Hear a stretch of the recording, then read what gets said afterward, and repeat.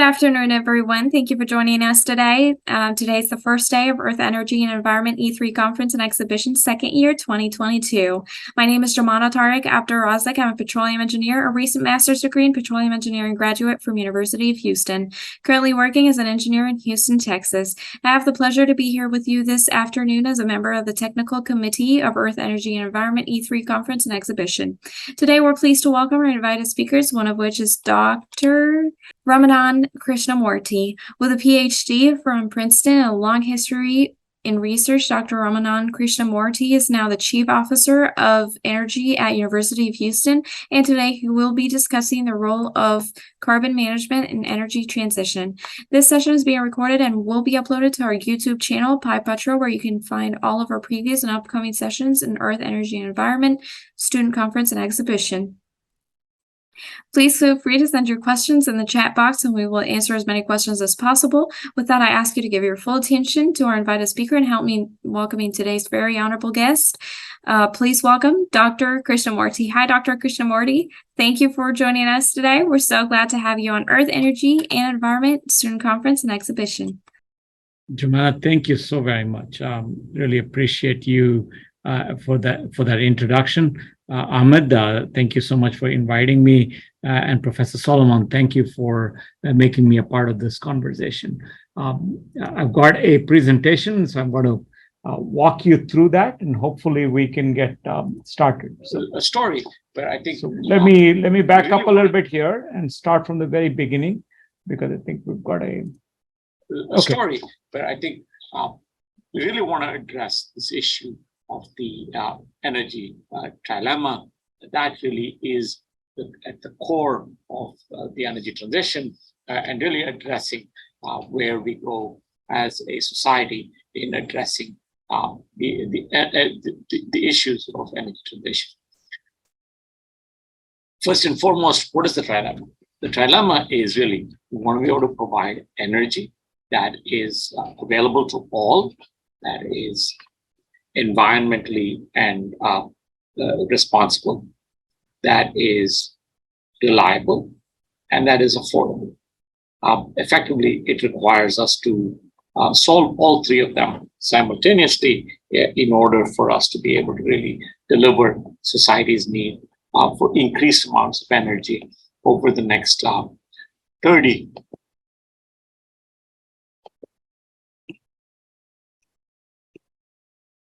to 80 years, where the world's population is expected to increase from its current numbers, about 7.8 billion people, to about 10.8 billion people by 2100. This population is going to be spread out across the world. It's going to be large. The growth in population is going to be largely in the continent of Africa, where currently the challenge remains that providing energy of any type is a challenge. And so how do we do this environmentally responsible? How do we do it with reliability? How do we do it with affordability and not have global wars be fought because of energy needs? That said, I think there are a couple of things that we need to be, we know that there's going to be significant increase in demand, roughly doubling of overall amounts of energy that are going to be needed between now and 2100, with this increase in population, with increased quality of life, and accounting for improved efficiencies that we can have with improved energy sources and energy uses. Over the short term, there's going to be significant challenges with supply. Now, first and foremost is the issue of renewable energy. And we'll talk about this as we go through this conversation. Renewable energy is starting to make penetration into the market.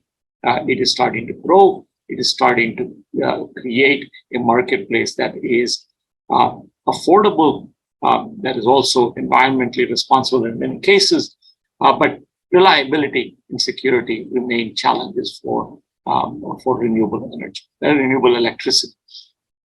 So one of the big needs is going to be the continued use of hydrocarbons. And when we start to think about the continued use of hydrocarbons, one must address the issue of emissions control. That's going to be a big part of what I'm going to talk about. This idea of carbon management really comes back to say, let's not prejudge the sources of energy as being clean, dirty, etc., but address the problems at hand, which is the emissions, whether it is CO2, whether it is fugitive methane. Those are the two big environmental challenges can be truly addressing. The second part of this, and this is really comes back to the whole demand side as well as the supply side, is capacity and growth. And so we talked about a little bit of renewable energy that is becoming affordable, that is becoming that it is environmentally responsible, but reliability is an issue. And that part of that is just the capacity for us to grow the generation of that electricity, but also how we transmit and deliver that electricity. And perhaps the bigger technology challenge is how can I use electricity for all my end-use applications, whether it is heating in industrial settings, cement, steel manufacturing, chemicals manufacturing, which require temperatures of 800 to 1800 degrees Celsius. How do we get electricity to really deliver all of that energy needs at the intensity at which we need it? The second is, can we really, how do we move this energy from point A to point B? That's really one of the things that comes into the technology opportunity space, is that renewable electricity, even though it is affordable, it is environmentally responsible, it is temporarily, there is time of day and season based, is heterogeneous. It is not homogeneously available everywhere in the world, and with time. And so we're going to have places that are still going to be energy rich. There's still going to be energy poor places. How do we move that energy from point A to point B? That is going to be a big part of it. If you're going to move electrons, as we move electricity, we know that AC alternating current, as we move from point A to point B through copper wire, can lose as much as 20% of the energy that we have, that we are transmitting over 1,000-mile length of copper wire travel. So we start to lose out on some of those really important things of ensuring that every electron that we generate is effectively used. Second, and perhaps the bigger issue in terms of the technology opportunity, is that the returns on investments, when you start to think about affordable and environmentally responsible and reliable energy, are slim, and that and therefore capital availability, when compared to other businesses, has become a huge challenge for energy solutions. And so we have to be able to ask the question, how do we start to think of markets that can be re-engineered to really address some of those issues? That's perhaps going a little farther than where we want to go. So I'm not going to get into a lot of that, but it is something to really consider. So one of the underlying bases for the reason, I just want to very quickly walk you through this, and no interest in sort of litigating where we are with climate and climate change. But the understanding that we have is that based on everything we know from pre-industrial times, the world's temperature has gone up by 1.1 degrees. In fact, the latest reports that there's 1.17 degrees global average increase in temperature, with a warming rate of about 0.2 degrees per decade that we are observing globally. Certain parts of the world have already increased by 1.5 degrees over pre-industrial times. About 40% of the world's population lives in places that have already warmed by more than 1.5 degrees. In terms of projections as we go forward, it really is looking at various scenarios and asking the question, where do we expect global temperatures? Business as usual policies would suggest that we will get somewhere between 1.4 and 4.5 degrees Celsius above pre-industrial times. That tendency is perhaps closer to about a 4 degree increase from baseline pre-industrial time. The latest sort of reports from the IPCC and the World Economic Forum and other and the IEA suggest that we are looking at about a 2.5 degree increase in temperature if current policies are deployed at scale by 2100. Just to remind you where a lot of this is coming from greenhouse gas emissions. These greenhouse gas emissions come from primarily CO2 and methane, and with some of it also coming from NOx, nitrous oxides, as well as from fluorinated and partially fluorinated gases. And the rough number today is about 50 gigatons of CO2 equivalent greenhouse gases that are emitted into the environment. And if we continue in our business as usual sort of policies, that number would rise to 125 gigatons by 2100. These are sort of the scenarios, if you will, that sort of look at it in terms of the temperature rise. And clearly, we're looking at temperature rises somewhere between 2 degrees and about 5 degrees Celsius. The anticipated tipping point, if you will, for where the energy as well as the environmental impacts of climate change are going to be irreversible is somewhere north of about 2 degrees C, and that's really considered as a point of no return, if you will. And so all the ideas have been sort of take a deeper look into addressing of this idea of the energy transition, and this is really to address the issues of asking how do we really look at the energy transition. And clearly what we want to be able to do is decrease the amount of greenhouse gases that we put out into the environment from about the current 50 gigatons to effectively at some point in this century, 2050 or 2070, for us to get to net zero. If we continue with business as usual, we anticipate that we will get to about 70 gigatons by about 2070. In the case where there is no abatement that is done, these are based on current policies. So this should be, under current policy scenarios, we get about 70 gigatons. Then after that, start to decrease in terms of total emissions. The idea has been that if we start to decarbonize, and decarbonization can take on 3 primary methodologies. One is conventional abatement technologies, for instance, fuel switching, going from hydrocarbon-sourced electricity generation to renewable electricity generation, addressing emissions technologies that start to take CO2 out of emitting sources such as cement plants, coal and natural gas-based power plants, and chemicals manufacturing. Or the third one, which is really carbon removal technology, which just takes ambient CO2 and greenhouse gases and takes them out. And so the largest sort of effect, if you will, for decarbonization is very likely to come from fuel switching and really address the issue of decarbonization. But we also believe that reduction of emissions of greenhouse gases as well as carbon removal strategies are all needed for us to keep the overall temperature rise to be less than 2 degrees C globally.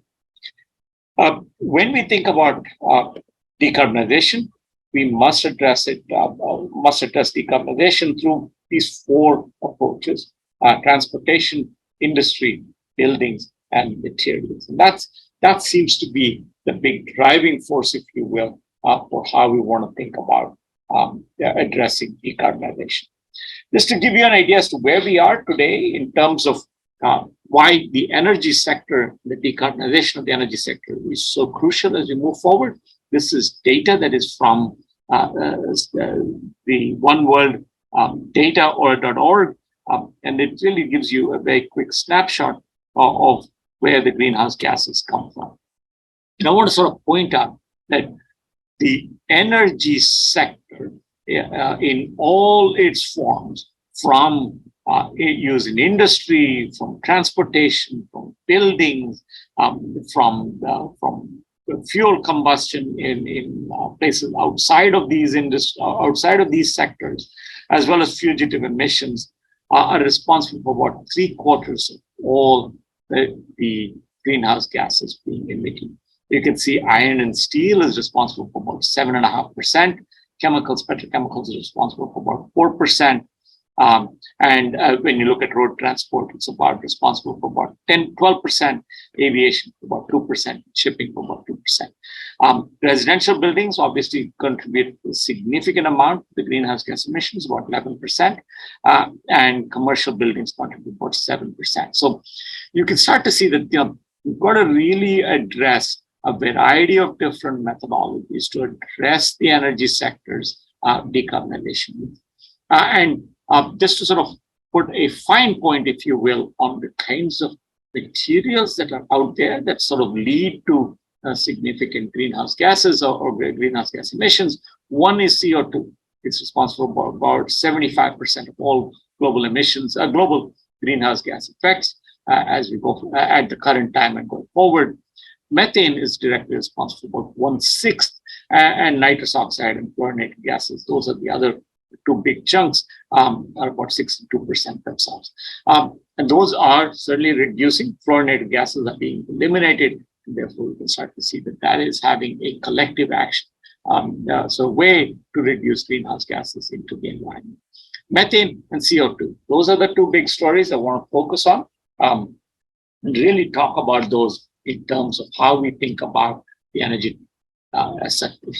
And so the way I look at it is we've got to really come up with innovation and technologies that can drive the ability for us to reduce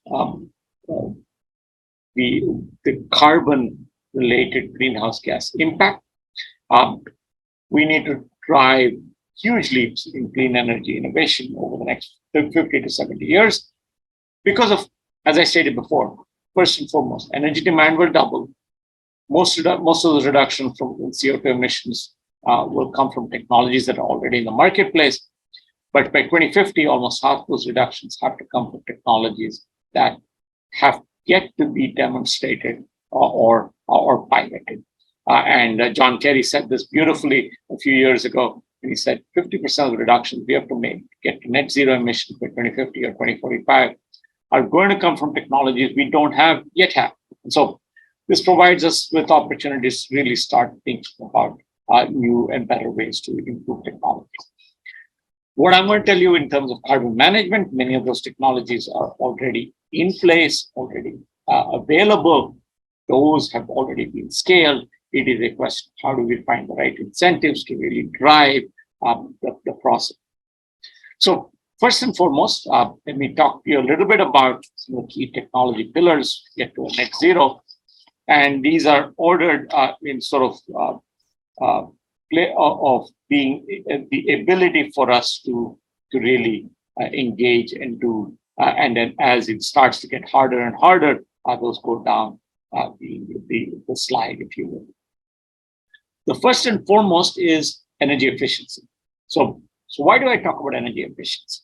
This is an old, boring topic. It's something that we've seen for many, many decades now. I want to bring this up because for every BTU produced today, for every watt of energy produced today, only 1/3 of it is productively used. Let me let that sink in a little bit. Only 1/3 of all produced energy is actually used for doing something gainful for society and people. So what happens? 2/3 of that energy is wasted. So energy efficiency is essentially turning around and saying, how do I take that 2/3 of that energy and not waste it and effectively get better use? So if I'm going to have double my energy demand, if I take my energy efficiency, which is about 33% today, to 67% by 2100, I don't need to create any new energy sources or new net energy sources because I've effectively got a better way of using that energy that I have already produced. So doubling the energy efficiency globally is a great way for us to really start addressing the energy transition. The other way is really thinking about end-use electrification. The reason I bring this up is because electrification, as you can see, I'll show you in a couple slides, is really dramatic improvements in efficiency of processes. For instance, in transportation, in process manipulation, such as chemical engineering, or in the petroleum world, where I'm looking if I can take much of my oil field operation and electrify it rather than using natural gas or hydraulics. If I use electrified processes, I can end up with much higher efficiency. Those two go hand in hand. Those are the great way to really start thinking about how we can start to move towards net zero. The other one, the obvious one that we all look at, if I can reduce the carbon intensity for electricity generation, that can be a huge game changer. Wind, solar are seen as panaceas, and I'll show you data in the next few slides that they've become cost competitive today. But we can't take away the fact that they are temporally and spatially heterogeneous. So we must address the issues of transmission, moving that electrons from point A to point B, as well as storage to carefully manage the fact that these are sources of energy that are not continuously available. Energy storage is going to be one of those holy grails that will make it a reliable source of energy generation. I believe one of the key parts of decarbonization or reducing greenhouse gas emissions is really addressing the non-CO2 emissions. And particularly, I'm thinking methane emissions are a huge part of how we can reduce the greenhouse gas emissions. The fourth one is what we call as how do we reduce CO2 emissions. This is really the realm of carbon management, carbon capture, utilization, storage, and that's seen as the holy grail. We have been practicing carbon storage geologically for the last 50 years already. We've been practicing carbon utilization through a variety of pathways such as fermentation, etc., that can be scaled up. There are new pathways for utilization. That's certainly something that can be done. And carbon capture is not new. We've been doing this for about 30 years now in the United States. We've got world-scale plants that can do capture of carbon, of CO2, and then transport and store that carbon. World-class and world-scale performance in places of the coast of Australia have been well documented. So this is a very mature technology. It's how do we find ways to scale and deploy. There are obviously low carbon fuels. These are things that are starting to move forward. Hydrogen and biofuels, these are starting to scale up. These are starting to become interesting. The question becomes carbon intensity of those fuels. Can we reduce the carbon intensity and reduce cost? That's the real challenge that we're working with in these cases. The last one is actually nature-based solutions. Nature-based solutions have always been one of the most powerful ways to get carbon management performed, but how can we put that to accelerate and monitor and validate what nature-based solutions do are open-ended questions that I think we'd love. So let's talk a little bit about what the key enablers are going to be. And I'm not going to spend too much time on this. I believe that digital transformation, automation, robotics, advanced manufacturing, including additive manufacturing, circularity, are going to be crucial pathways, as well as measurement. What we measure, what gets measured is addressed and mitigated, and so it's an important one for us to keep engaged in that. So I want to talk a little bit about the first and foremost topic of energy efficiency and electrification. And the reason I bring this up is because I told you that only 1/3 of the primary energy is used. And this is on the right-hand side, what you see is the historic nature of how energy has grown. And what you will see is about and this graph is very, very telling. The lowest part of this is traditional biofuels. As you can see, for the last 200 years, total amount of energy derived from traditional biofuels has not changed. As a percentage, it has changed, but the total has not changed. Coal, which came into play about 150 years ago, has grown, has peaked.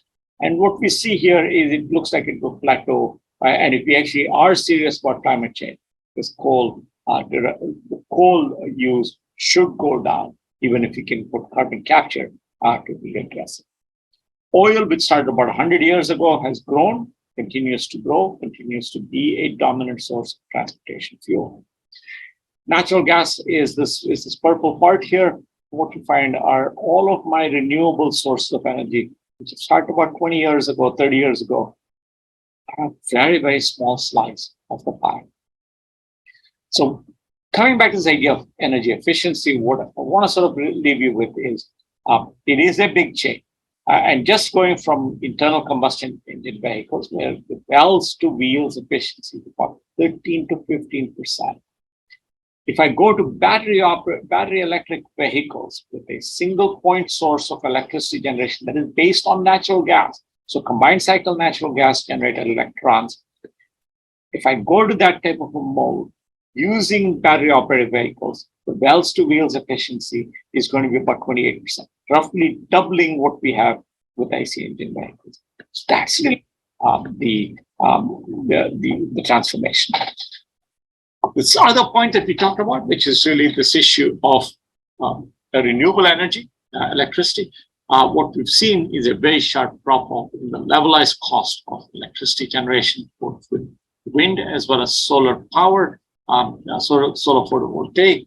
What we have found in that case is that the current cost of adding electricity generation to either wind or solar is comparable to that of what natural gas combined cycle systems do today. For existing plants, the levelized cost of electricity for natural gas without carbon capture and sequestration is slightly better than wind or solar.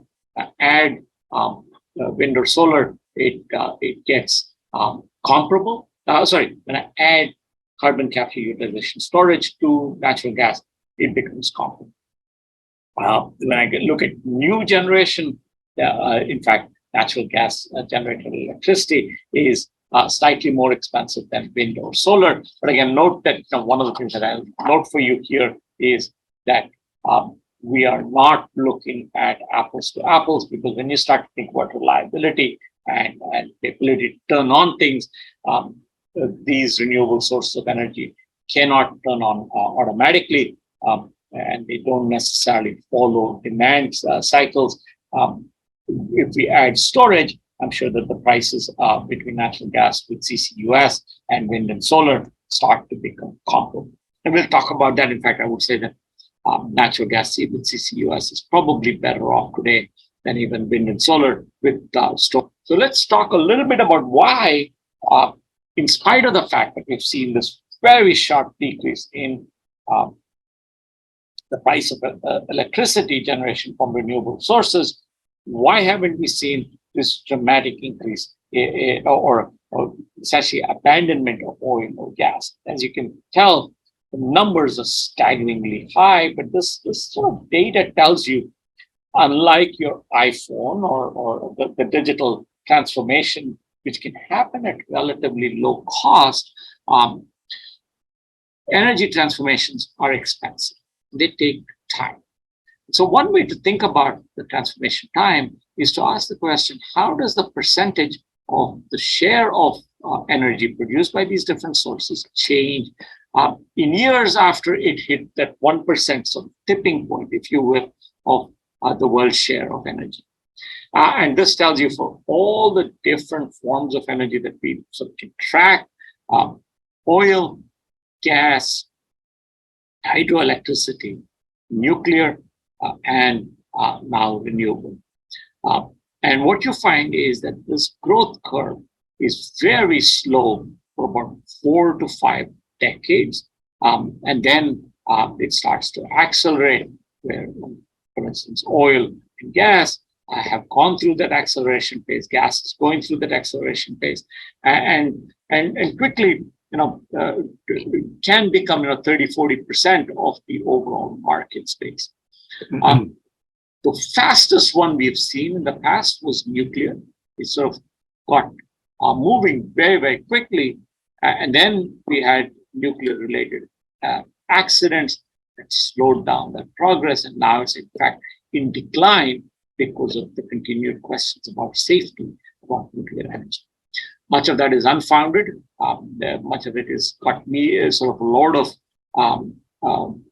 bad publicity, but that's the reality of it. And with technology changes, we're starting to see nuclear energy turn this curve back up with small modular nuclear, as well as other types of intrinsically safe nuclear systems coming on board, and with price competitiveness that is for reliable, affordable, and environmentally sustainable energy, it's starting to really pick up again.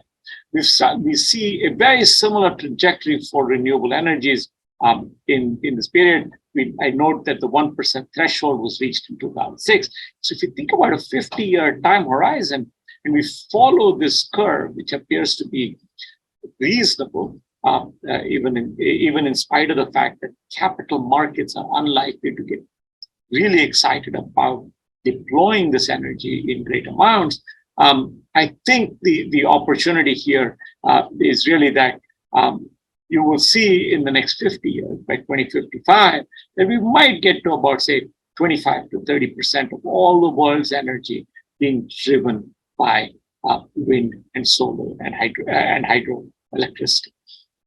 That is a hugely promising opportunity. But yet, even by 2050, 2055, 60+% of that energy that we're going to need is going to have to come from oil and gas. That really is the story about really talking about how we start to think of nation storage.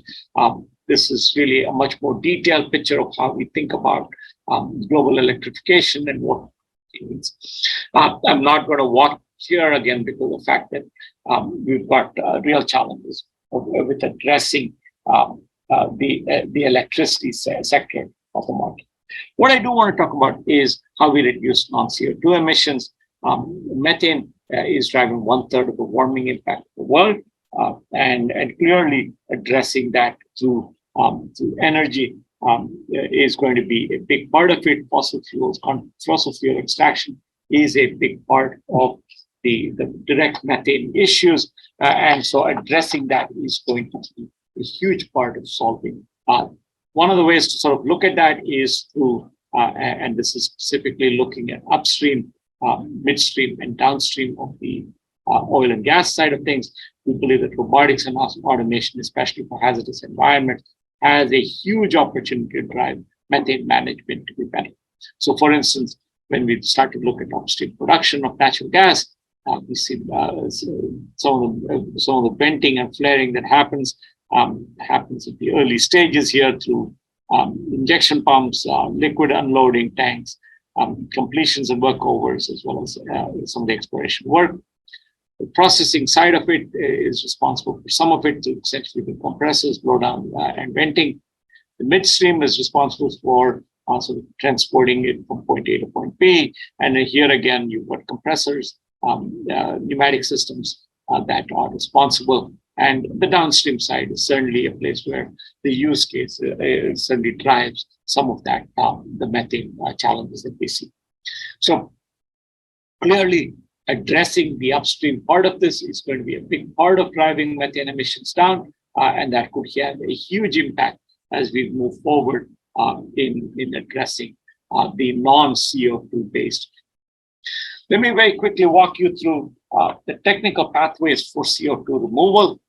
Obviously, CO2, and this sort of provides a comprehensive view of how we want to think about both engineered, biological, and technologically enhanced natural processes for the capture side, and then what we do at the end use or storage side of that capture. So you can think of point sources, and these are concentrated sources of carbon, such as power plants or industrial facilities or steam methane reformer, for instance, at the freight place to start to look at addressing carbon capture. These typically require engineered solutions, and there are three big ones: pre, post, oxy combustion technologies.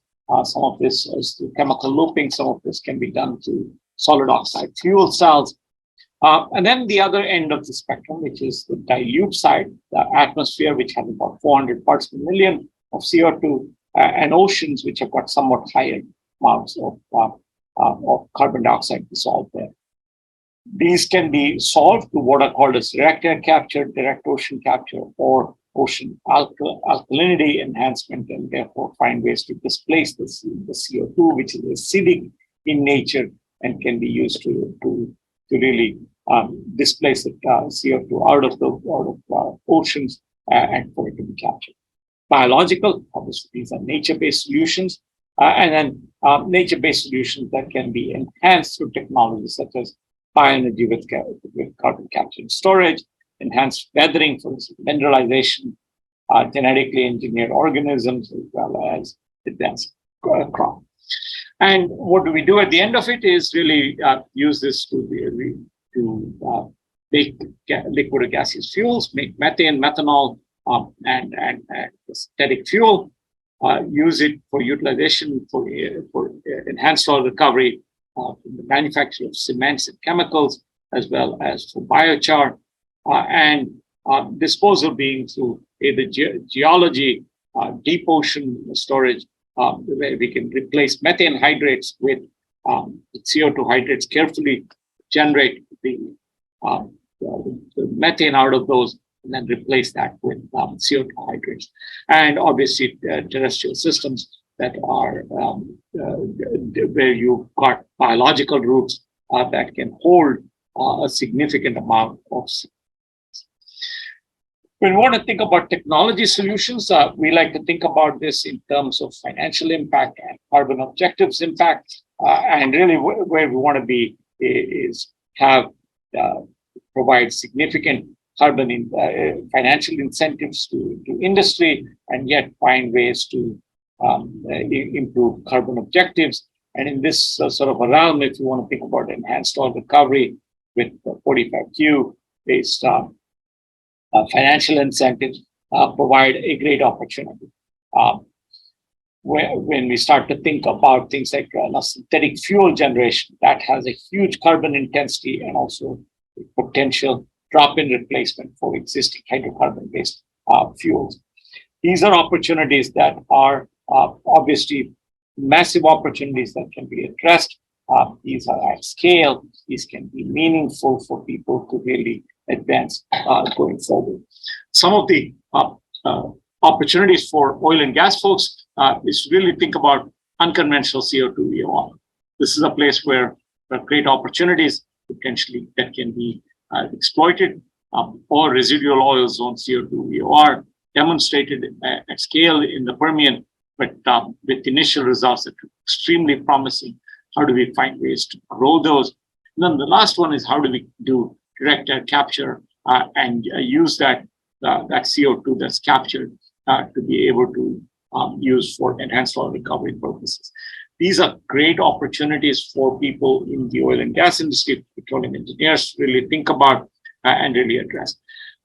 Some of this is, we take this, we create more oil, or and geologically store it through enhanced oil recovery. Some of that is going to get challenged as we start to think about the next 50, 60 years. And perhaps one must think about how do we convert these to chemical feedstock. Those are starting to become attractive places where especially what we call as true electron processes, where we can make oxalic acid, or 4-electron processes where we make methanol, really seem to be very, very attractive challenges. One of the issues is many of these cases use electricity. Can we instead use light, sunlight, to drive some of these processes?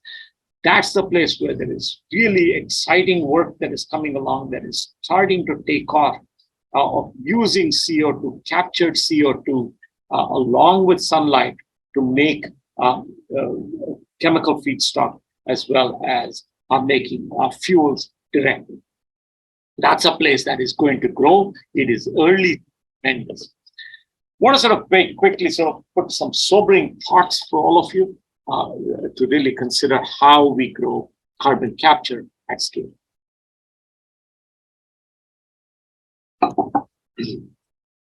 As I mentioned, carbon capture has been something that has been around for about 30, 40 years. It's been developed at scale. It's been delivered at scale.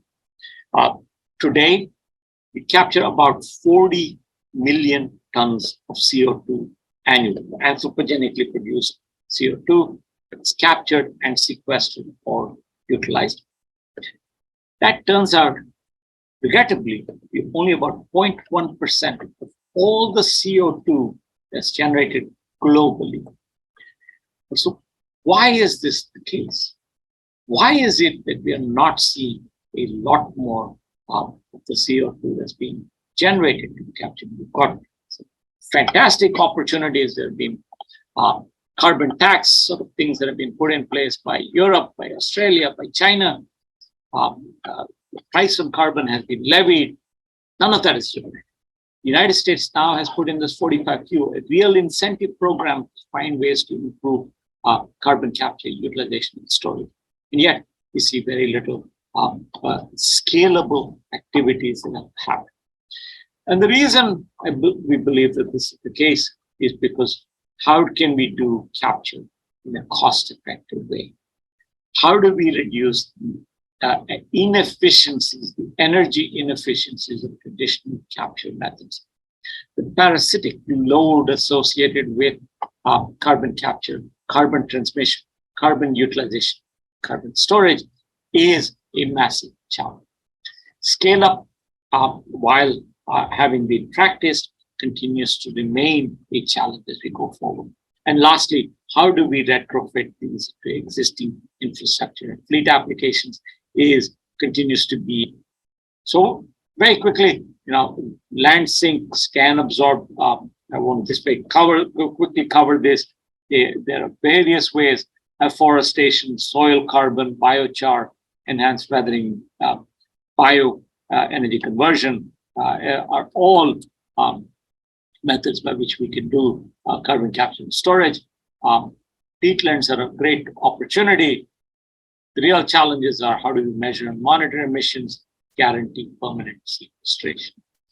And I don't want you to forget that there is likelihood that when we think about BECCS and land sinks, there is a massive amount of water and land that is used in this. And so when we start to think about land, water, energy, and environmental nexus associated with natural sources for storing carbon, we're going to have to deal with some significant issues going forward. Conclude my talk by saying that technology advancements will drive net zero goals. CCUS, methane abatement, and non-CO2 mitigation are key steps, and technology can certainly drive much of this as we go forward. So I want to thank you all for taking the time to join me in this conversation, and I'll be happy to take questions if you have any.